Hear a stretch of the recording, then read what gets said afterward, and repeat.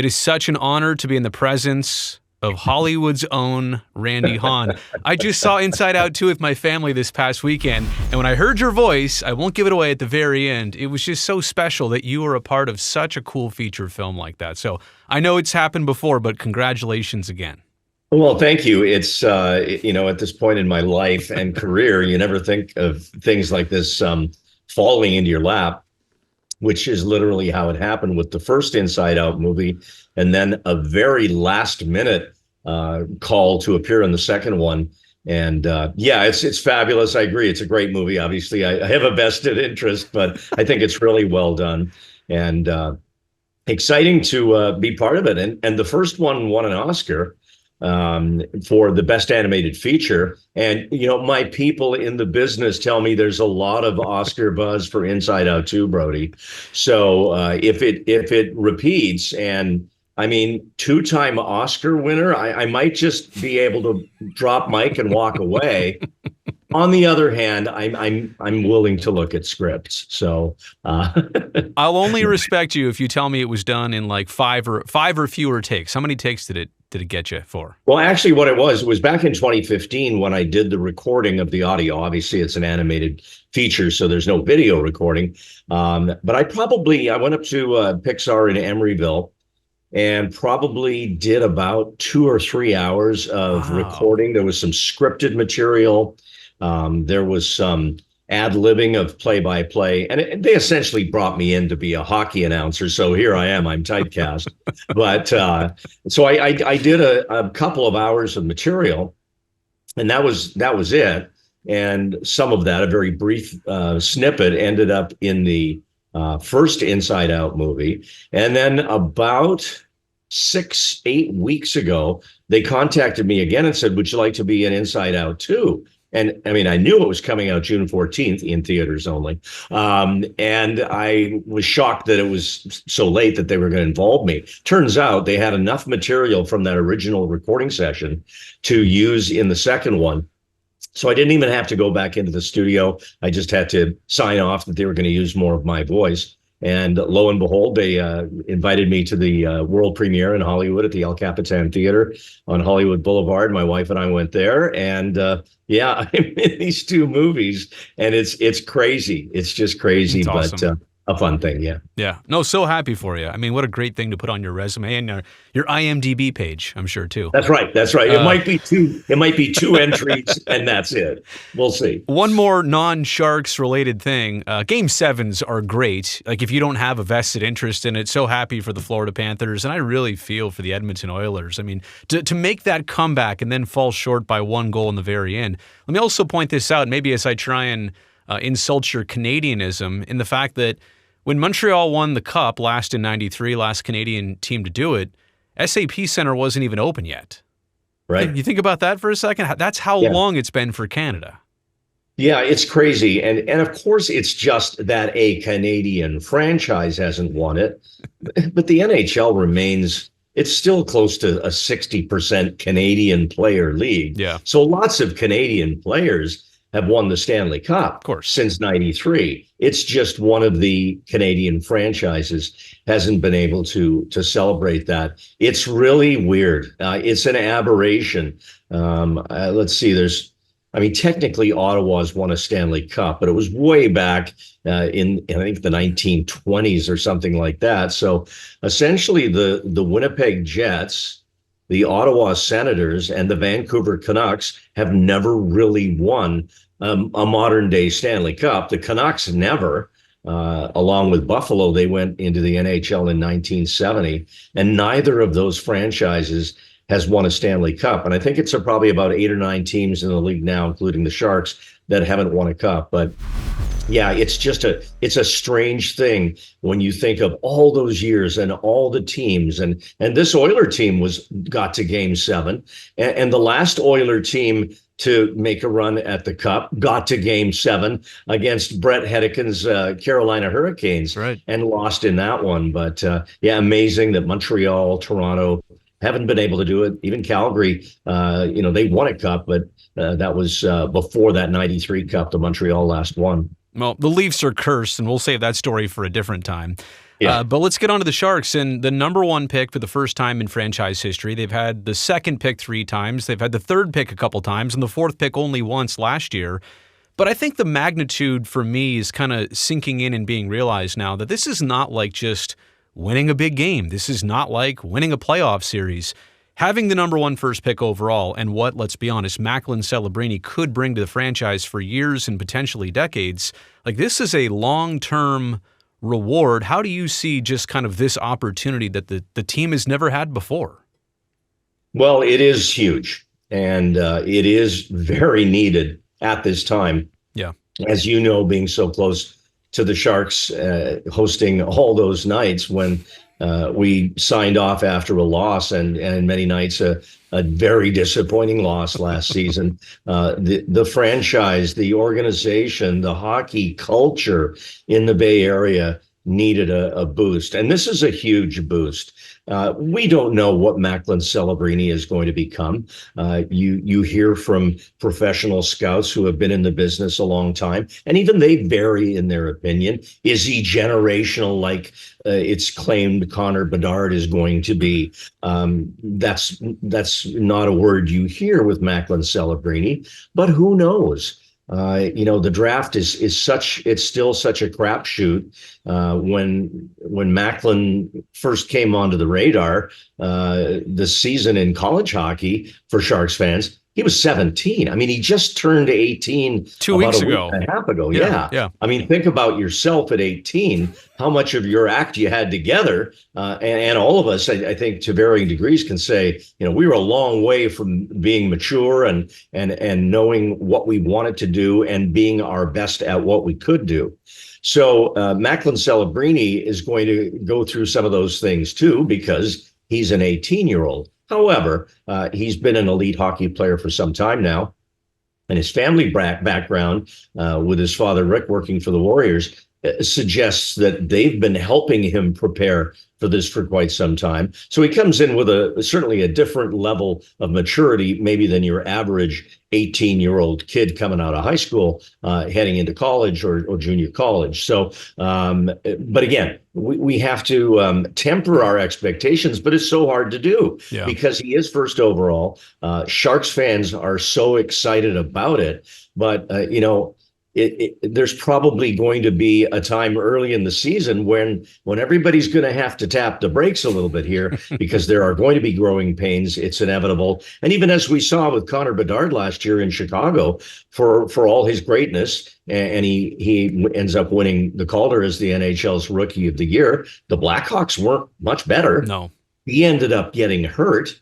And maybe wasn't as physically developed and prepared to be in the NHL than he might have been if he'd waited another year. But, he had outgrown the level of hockey he was playing in junior, as Macklin seems to have in Division I NCAA hockey at BU. So, but he's not going to be a fully developed man yet at 18. So these are all things that are going to go into the process of Macklin Celebrini having hopefully a big hand in pulling the Sharks out of the abyss and back into the top 8 teams in the Western Conference, which would mean back into the playoffs. You know what I like about the pick is who it is makes it easy on the Sharks. There's not a turn left and a turn right. There's not 2 choices here. There's no fork in the road. The consensus is anybody who would have got the opportunity to pick first overall was going to pick Macklin Celebrini, and the Sharks had, a 25% chance or so of getting the number one pick. They've got it.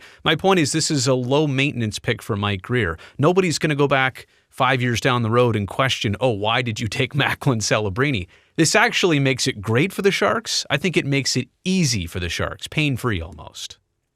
Well, for that pick, for sure. The pain happened this past season. It was extremely painful from top of the organization right down to the bottom of the organization. You know it. I know it. The fans felt it. It was horrible. And it was so sad to see an empty rink on those Tuesday nights against an Eastern Conference opponent that shall remain nameless, that maybe doesn't have the cachet of some of the other teams that come into town, and to see so many empty seats, and remember when you couldn't get a ticket to a regular season game in San Jose because of the demand, let alone playoffs. So all that pain happened, and you're right. This is not a tough decision. It would be much tougher if there was a consensus number 2 pick overall, and there isn't. So that changes the situation considerably, at least going in. But then again, you say 5 years from now. Well, 5 years from now, who knows? Someone who was drafted in the middle of the first round may have emerged as the best player from the draft. I hope not, unless the Sharks pick that player. 14th overall is the next Sharks pick, right? But you never know, and if you often see these publications or NHL Network Radio, and they do a redraft of a draft from 5 or 10 years ago, and guys that went sometimes in the second round would have been redrafted high into the first round based on their performance. So there's so much that remains to be seen, but boy, it sure is exciting going in, and amazing that the Sharks haven't ever had the first overall pick. And I'm sure you've enlightened Sharks fans in the past that they really probably should have had the first overall pick in the first ever draft, because that was the tradition in the NHL back in those days. In that 1991 draft, when the Sharks were drafting for the first time, they should have had the number 1 pick, and they should have had Eric Lindros. But there was an end around by the league, because Lindros was considered that generational player who was going to change and transform whatever team took him, that the Sharks ended up picking second and taking Pat Falloon, and received some other considerations in exchange, which was that cross-pollination draft with the Minnesota North Stars to help stock them a little bit and make them better. But it's a phenomenal time, and it's a special time. There will be no drama. We all know who they're going to pick, but it'll still be kind of a crowning moment, a coronation, if you will, when Macklin's name is announced by Gary Bettman on the stage in Las Vegas. Yeah, and to your point, that's why Sharks fans should always be a little bit bitter towards Seattle and Las Vegas and how they got to do the whole expansion draft instead of, hey, take 8 players off the North Stars in the second pick and be happy with that. Anyway, I digress. To your point earlier, though, we should not minimize the other early picks for the Sharks in this draft. They actually have 4 of the first 42 total picks. I think it's 1, 14, 33, and then 42. The point is, good players can happen still for the Sharks outside of Macklin Celebrini. We become very focused on the number 1 overall pick, but as we know, we've watched Sharks in the past, they don't have to be a first overall pick or even a first round pick to be a very successful player for the team. Hey, they don't even have to be drafted. Look at what Dan Boyle turned into. Great point. A Stanley Cup champion, and had a very lucrative career financially for himself, and was never drafted. Gold medal. But those are certainly the outliers. I think that the Sharks have proven in the past that some valuable players have come to them beyond round 2, but it's rare. And the statistic is very low of players after the second round that end up playing, more than 200 games in the NHL. It's a very low percentage.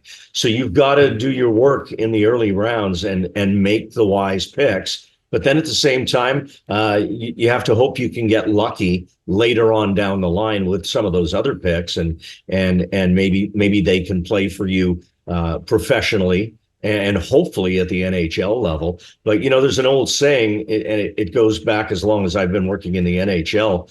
If you get one player out of every draft who ends up being a regular NHLer for you, a career NHLer, then you've done a good job. So it just shows you how difficult it is to find players. Well, speaking of earlier draft picks, let's go to last year. Will Smith has now signed with the Sharks, so he'll play somewhere professionally this year.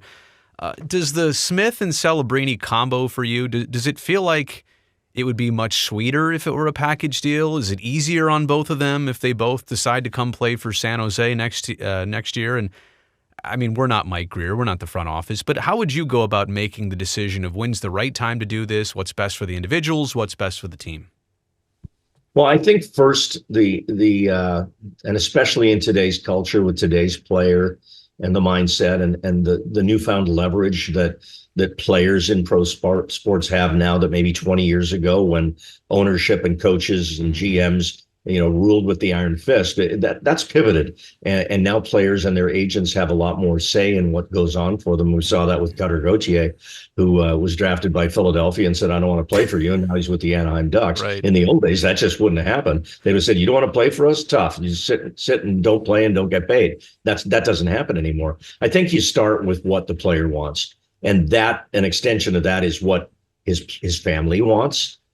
His representation, what they think is best for him. There's a lot of considerations. We talked about some of them: physical ability to survive in the jungle that is the NHL, and especially on a team that is going to, lose more games than it's going to win. And I'm hoping I'm wrong about this coming season, but let's be honest, the Sharks were 32nd. That's why they're getting to pick Macklin, Celebrini, and even in the West, they were 16th. So in order to be a playoff team, they're going to have to find a way this coming season to be better than 8 other teams. That I find that a stretch, but we'll see. So number one, I think it's up to the player, and then as an organization, you have to look at where you are right now in being able to, I don't want to say protect these young players, but certainly insulate them with some veteran talent. And we've seen Mike Greer make some moves in that direction, with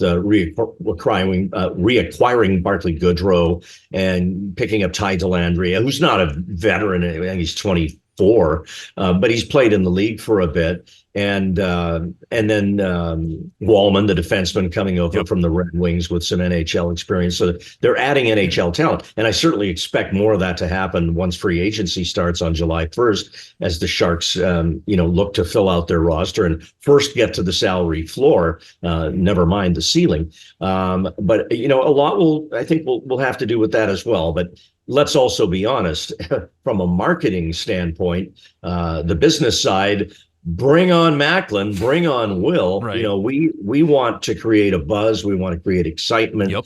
And that's a factor for that half of the business. And general managers don't ignore that, but I usually find they're not driven by that. I think you have to do what's best for the hockey team, for the player first, and the hockey team after that.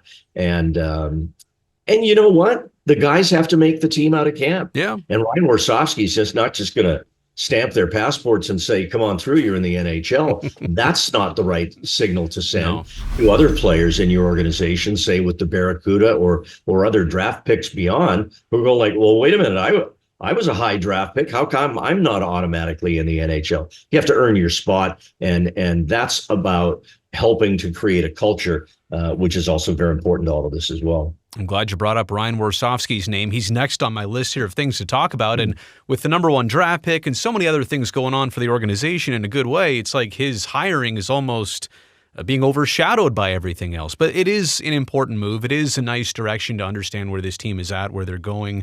I don't think anybody had bad things to say about David Quinn. It was just time for a change, time to kind of put a fresh coat of paint on. How do you see the promotion from within? Because for Ryan Warsofsky, if I'm correct, this is the 3rd time in his career he's been the assistant coach of a pro team, now turned into their head coach. It is rare. You more often see this scenario when a head coach is fired mid-season, partway through a season. Right. An assistant is elevated into an interim role. And then if it goes well, like Jim Hiller in Los Angeles, gets the head coaching job after the rest of the search is completed. So this one's a little different. You finish as the assistant coach, then there's a change, then your name goes into the hat along with the other candidates. And there's been rumors about who all those candidates were, but we can probably come up with a fairly decent list and be right on a lot of them as people who were interested or talked to about it. Drew was one of them. I started that rumor. Yeah, that did not happen. I think that Ryan has that experience of that transition. starting in the East Coast Hockey League in South Carolina, of all places, which has turned into a little bit of an NHL head coaching factory now with Spencer Carberry and Ryan and Jared Bednar, Colorado, all coming through that franchise as head coaches, as Warsofsky did. And then he, went on to the American League, cut his teeth as an assistant there. Head coach in the American League, wins a championship there in Chicago. Now from assistant to head coach in the NHL. So I think that's usually, that transition can be a delicate dance for a coach, because the assistant tends to be a little bit of a go-between from the players to the head coach. He has that good relationship with the guys because he's not the disciplinarian. He doesn't hand out the ice time. And then he also has the relationship with his head coach, the boss. The head coach's relationship with the players is a little different because he has the hammer of ice time and, can demand, he has expectations that have to be met or players aren't going to get to play. So Ryan's gone through that a few times now. And I think that's a good thing because he knows the difference, and there has to be a difference. You don't change who you are, at least you shouldn't, because the players will see through that in a minute because they already know who you are. They know your personality, but the way you go about your business as a head coach versus an assistant is different. And Ryan knows that. And he, I'm sure, has given a lot of thought to that. And I don't think it's going to be an issue. And I think it's a great asset for him, having gone through what he's gone through on the way up. Yeah. I was told by people within the organization that one of the main reasons he got the job is because of the endorsements that the current players, to your point, gave him when they were asked about, well, what would you like to see in our new head coach? And so that's good. He's got their connection already. He's got that experience. I love the emotion he displayed at the press conference. I think too often these days, if you brought in somebody who's been around the block in the NHL, it was just another job, no big deal. And I mean, he called it the tank, you know what I mean? Like, and no offense to David Quinn, but when he came in, he called it the SAP Arena. And I'm like, no, that's in Germany. Anyway, but Warsofsky already gets it. Here's like my only concern for him, and it's where the team is at. It really has nothing to do with him. They are still a project right now. You go from being a project in the NHL to being a good team at some point to eventually being a great team contending for playoffs every year, contending for the Stanley Cup. And a lot of times it takes multiple coaches to go from being that project to the good team to the great team. How do you see it for him that hopefully he gets the opportunity, he can help them make strides? I think he's got to develop players, but if they actually turn a corner under his watch and start winning some games and even flirt with the playoffs, I think that's enough to keep him going. You know what I'm saying? Yeah, I mean, number one, it's his first NHL head coaching job. So, of course, there are going to be unique challenges when you are hired as a head coach. And, but it's his first job. So there's a level of excitement for him there. And of course, there's going to be pitfalls, some of which we can, anticipate now, and then some of which will reveal themselves throughout next season and beyond. But I think I just think he's a good fit right now and has the opportunity to grow into being a great fit down the line. Coming from one of the old guys now in my business, it's refreshing to have a young man like Ryan, youngest head coach in the NHL, 37, I think he is. 36, yeah. 36. Yep. Let's be honest. There's a couple of veteran players on the Sharks, Vlasic and Couture come to mind, of, guys well into their 30s who are on the, the backside of their career for sure. But within, 3 or less years, this is going to be an extremely young team. Yeah. Yeah. No, and because it's the only way really in our league to get better for the long term is to build, draft and develop, acquire and develop. And that means you're going to have young players. And for a young coach to grow together with a young group that hopefully becomes a young core in a few years, that's exciting to me. That had to be exciting to Mike Greer. And I'm sure it's very exciting to Ryan Warsofsky to have this opportunity to relate to some players that aren't that much younger than him compared to somebody like me. I mean, I could be William Eklund's grandfather. I'm not suggesting that's possible, but but it is mathematically, and there's a detachment. The longer I've been in this business, the harder it is to stay in tune with the new players because they're so much younger than you. They're younger than my own sons. This is the first time I'll be covering a Sharks coach who is younger than me, and in this case, significantly younger than me. Vlasic's older than Warsofsky. Couture's a little bit younger. But again, Warsofsky will be the youngest head coach in the NHL starting next season. I look forward to it, to your point, for him. And I hope he can go through those phases of being a project coach to being a good team coach to being the coach of a great team. Just two more things real quick. Free agency starts on Canada Day, July 1st, as it always does. And I think that's another thing for the Sharks. This is the first time in a long time that they will have a little bit more money to play with, salary cap-wise. What would you surround this team with? If you do know that they're going to go into the year with a certain young core and kind of hope to give them some experience, what are the important pieces that you want to surround them with? What would they be after in the free agent market? Boy, the number one thing that sticks out to me is character people. Mm-hmm. Before you even break down their game, you want to bring good character people in here. Within this difficult time of the last 4 or 5 years, it's been a challenge. And it's been a challenge to keep everybody emotionally connected and to build a team concept. And we saw how important the team concept was for the Florida Panthers. Maybe one of the ultimate teams, the kind of things Mark Messier was saying about them after they won Game 7. And if anybody knows about a good team, it's Mark Messier. And good teams start with good people that hold one another accountable.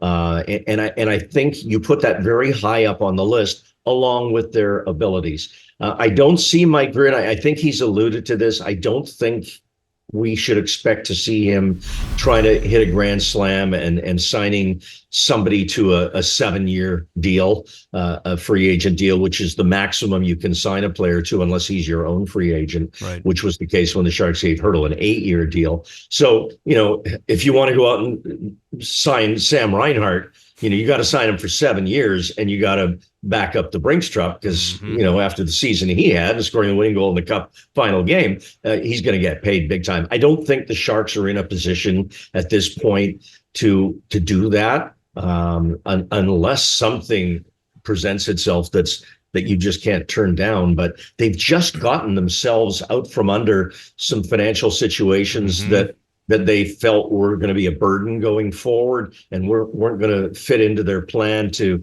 rebuild this franchise. So I just don't see Greer going out and doing that. But I want to see some, and I think we're seeing a little bit already with a guy like Goodrow. And I don't mean fighters, but I mean toughness and players that are going to make opponents accountable so that when the hockey game is over, even if the Sharks lost, the other team will have had to play a hard game in order to get the 2 points that night. And that probably didn't happen enough last season. So I think look for some of those players. Obviously the Sharks can use talent at every position, but I think defense is an area as well that you probably want to beef up a little bit. It looks like they're not going to qualify Kalen Addison, who they picked up last year in a trade. So there's going to be some opportunities there beyond Jake Wallman to pick up spots on defense. But, no grand slam in free agency.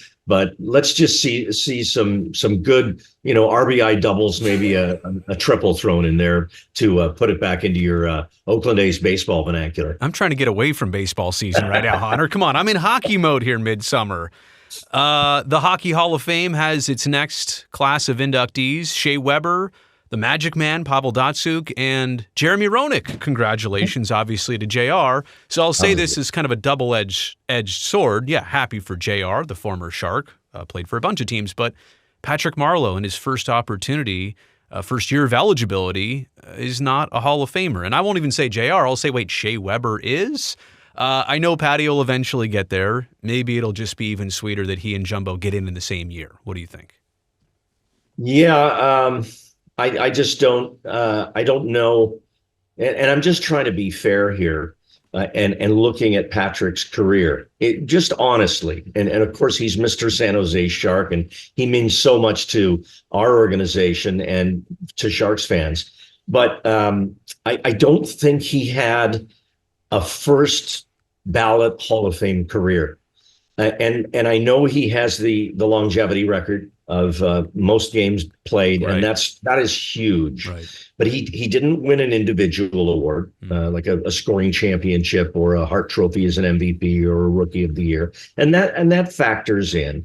He didn't win a cup, of course, and I think the fact that while he played on some very good Sharks teams, he shared the spotlight with Joe Thornton at times, or whether it was Teemu Selanne at other times, and so on. So he wasn't the man during those years when the Sharks were competing for Stanley Cups.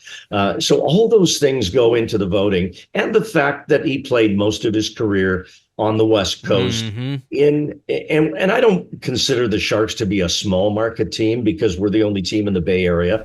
But a lot of people in the hockey world, especially out east and in the Southeast and places like that, look at San Jose that way. They look at San Jose maybe the way they would look at Columbus in the Eastern Conference, as being a smaller market, even though I don't agree with that. So I think all those factors together, even though he played in Toronto and was, seen before some very influential and numerous media people on the East Coast, it wasn't enough to put him over the top to be a first ballot Hall of Famer. But I agree with you. I think he will go into the Hall of Fame. I think Marc-Edouard Vlasic will go into the Hall of Fame. Will he be a first ballot Hall of Famer? I don't think so. But you look at the rest of his body of work, at what he's done, and I think a day will come when Marc-Edouard Vlasic will go into the Hall of Fame as well. But I think Patty will get his day, and in the meantime, he can bask in the afterglow of knowing he's in the San Jose Sports Hall of Fame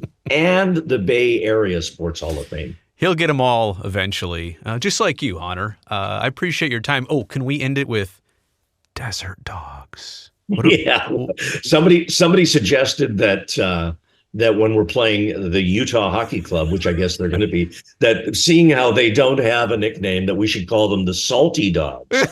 So we might have to do a segment on Pregame Live as to what honorary nickname we're going to give the Salt Lake Hockey Club for the season, so that the great tradition, as I understand it, not that I would ever partake because I'm on the air at the time, of the Desert Dog drinking game can now continue in some other fashion with a new nickname. We'll have to work on that. Salty Dog might be the winner. People on this channel know I've done a lot of coverage of the Utah team and of the absence now of the Coyotes. People don't like Alex Murillo. Alex Murillo single-handedly responsible for ruining our drinking game. I mean, if he's ruined enough, and then he ruins a drinking game on top of that. So not only that, can't believe he's now stepped away from the Coyotes. Abandoned them. Yeah. He's taking the minor league team out of Tucson and moving it to Reno. Now that's not official, but that is absolutely what he's going to do, because he's building a new arena up there. What do you think that's for?